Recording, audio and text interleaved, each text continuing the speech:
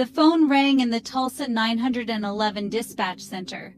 The operator's voice was calm as she answered. On the other end, a woman was frantic. "Help! There's someone in my house!" she cried. Her name was Lisa McRae, a 34-year-old woman living alone in a quiet neighborhood. The operator tried to keep Lisa on the line. "Stay calm. The police are on their way," she assured. Lisa's breathing was heavy. Her voice broke as she described the intruder. "I can hear him in the kitchen. Please hurry." It was a scene straight out of a horror movie.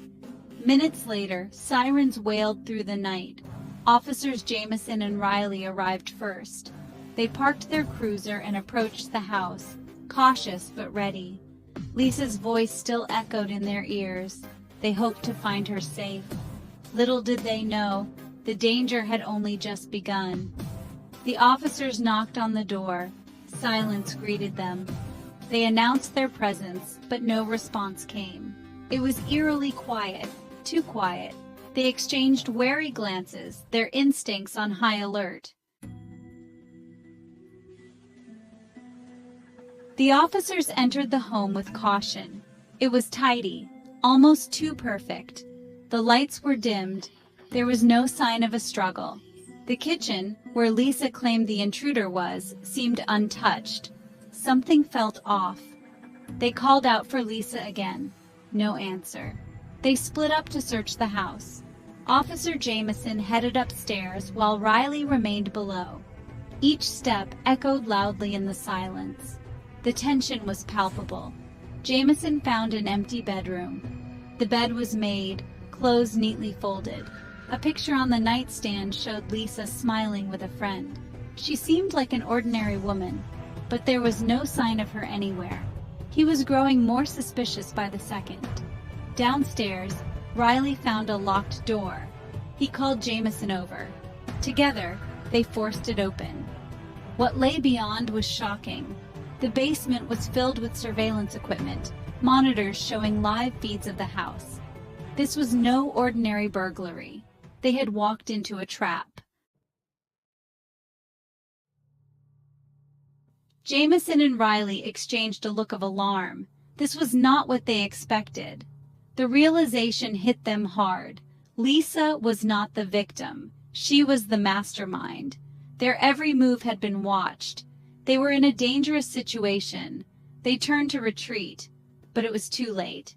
The basement door slammed shut behind them. The sound of a lock clicking echoed through the room. Panic set in. They were trapped. Lisa's voice crackled over a hidden speaker. "Surprise, officers," she said, her tone now calm and mocking. "Did you really think you could just walk in here?" The officers drew their weapons, their eyes scanning for an exit. The tension was unbearable. Suddenly, smoke filled the room. The officers coughed, struggling to see. Flashbangs erupted, disorienting them. The ambush was in full force. They had to get out, but their options were limited. It was a fight for survival now. The realization of Lisa's true intentions hit hard. Lisa watched from her hidden control room. She had planned this meticulously. Every detail was accounted for. This was her masterpiece, her revenge.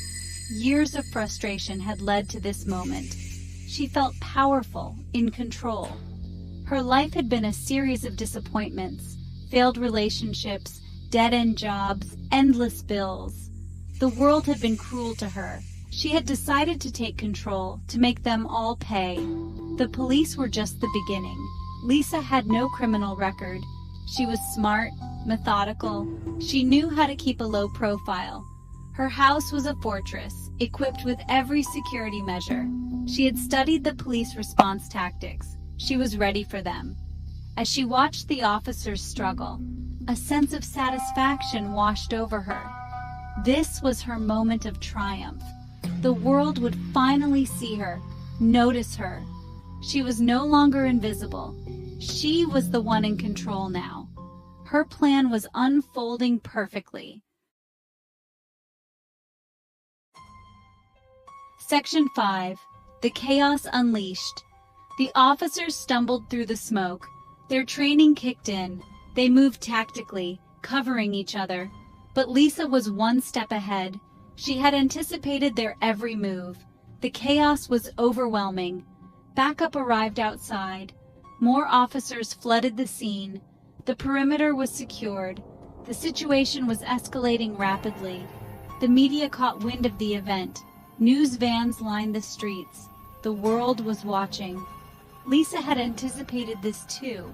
She had set up a live stream. The chaos was broadcasted in real time. People watched in horror as the events unfolded. Social media exploded with reactions. The entire city was on edge. Inside, the officers fought to regain control. They found the hidden control room. Lisa was nowhere to be seen. She had vanished. The hunt was on. The police were determined to end this nightmare. The tension was at its peak. Section 6. The siege and arrest. The standoff continued. The police surrounded the house. They called for Lisa to surrender, but she was not giving up easily. She had planned for this. She had contingencies in place. The siege was intense. Tactical units moved in. They breached the house with precision. Every room was cleared methodically. The tension was high. Lisa's voice taunted them through the speakers. She was toying with them, enjoying the chaos. Finally, they found her. She was in a hidden room, armed and ready. A tense negotiation ensued. The police tried to reason with her, but Lisa was resolute. She was not going down without a fight. The situation was critical. A flashbang was deployed. The room was stormed. Lisa was subdued, but not without a struggle. She was arrested. Her plan thwarted. The nightmare was over. The police breathed a sigh of relief. The world watched as she was taken into custody. The ordeal had ended, but the story was far from over. Section 7. The Trial and Psychological Evaluation. Lisa's arrest was just the beginning. The trial was a media spectacle. Every detail of her life was dissected. The prosecution painted her as a cold-blooded criminal. The defense argued she was a victim of circumstance. The courtroom was a battleground. Psychologists were brought in. They evaluated Lisa's mental state. The diagnosis was complex. She was intelligent but deeply troubled. Years of neglect and failure had taken their toll.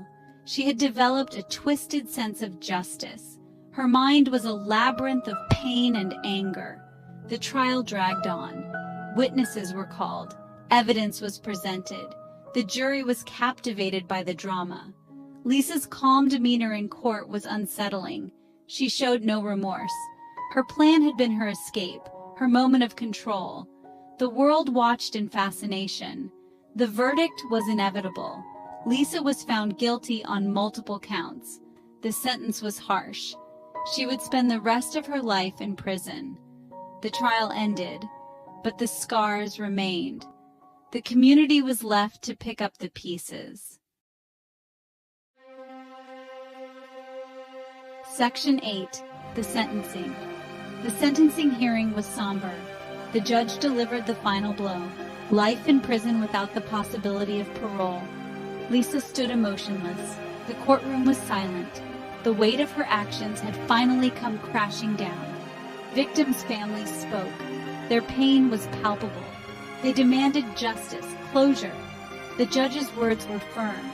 Lisa's actions were unforgivable. Her sentence was a message. Such acts of violence would not be tolerated. Lisa was led away in handcuffs, her fate sealed. The media frenzy died down. The community tried to move on. But the memories lingered. The fear, the chaos, the betrayal. It was a wound that would take time to heal. The police were praised for their bravery. They had faced an unprecedented threat and prevailed. But the event left a mark on them too. It was a reminder of the dangers they faced, the thin line between order and chaos. Section 9. Broader implications for law enforcement and community. The incident had a profound impact on law enforcement. Training protocols were reviewed. Officers were briefed on the new threats. The ambush had revealed vulnerabilities. Measures were taken to prevent such events in the future. The police force evolved, becoming more vigilant. The community was shaken. Trust in their safety was undermined. Neighborhood watch programs were strengthened. People became more cautious. The sense of security was fragile. The events of that night were a grim reminder. Evil could lurk anywhere. The broader implications were clear. Law enforcement had to adapt. Communities had to stay vigilant. The balance between safety and freedom was delicate. Lisa's actions had cast a long shadow. It was a wake-up call for everyone. In the end, the story of Lisa McRae was a tragic one. A life of pain and anger turned into a nightmare for many. But it was also a story of resilience. The police, the community, they all came together. They faced the darkness and emerged stronger. The lesson was clear. Vigilance, unity, and compassion were the keys to overcoming such threats.